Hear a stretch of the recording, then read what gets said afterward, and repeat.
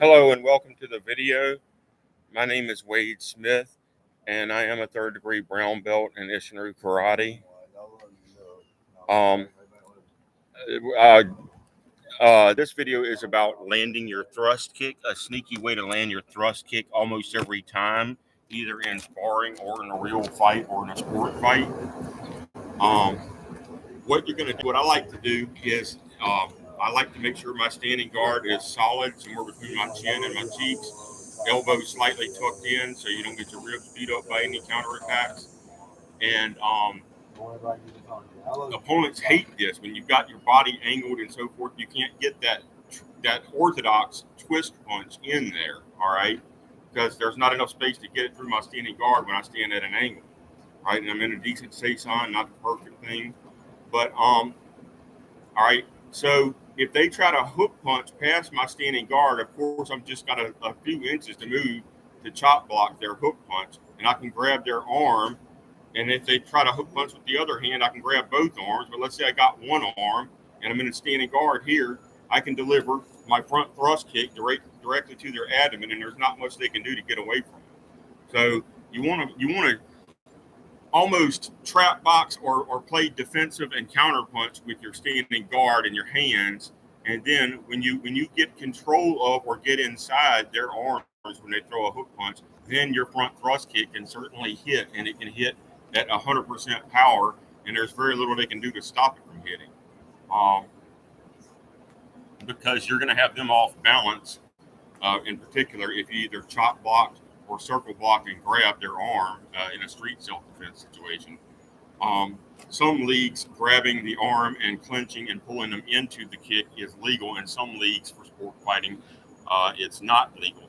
So you want to be careful about making sure you don't break any league rules if you're sport fighting, and certainly don't break any dojo rules if you're sparring.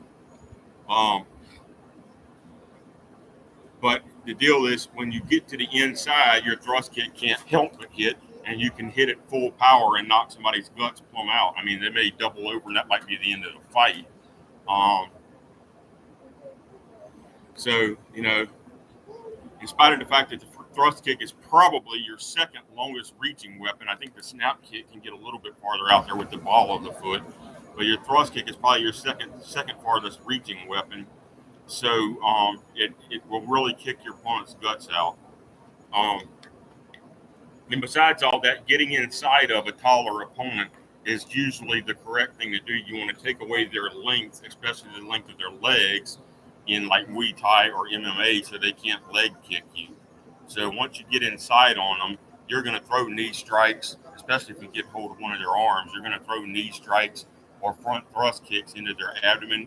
You're going to back fist or punch or palm heel or elbow strike to the head whenever it's available, and so forth.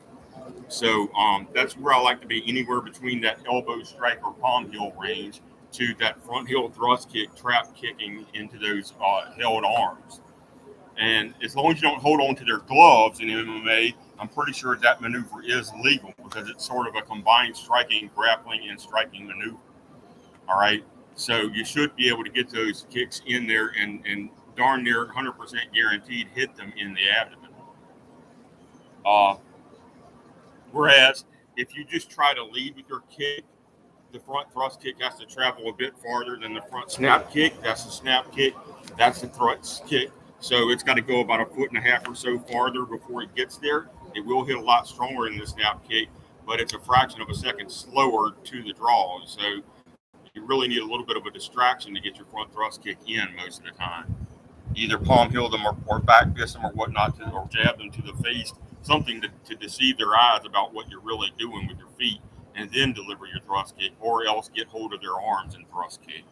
All right, that's the sneaky way to get your thrust kick in almost every time. And it's how I beat one-on-one black belts, even though I'm not even a black belt myself, because they don't see it coming. And once I get hold of their arms, they're off balance. So have a nice day, and thank you for watching. And consider that the next time you full contact spar, or the next time you fight in an amateur or professional league.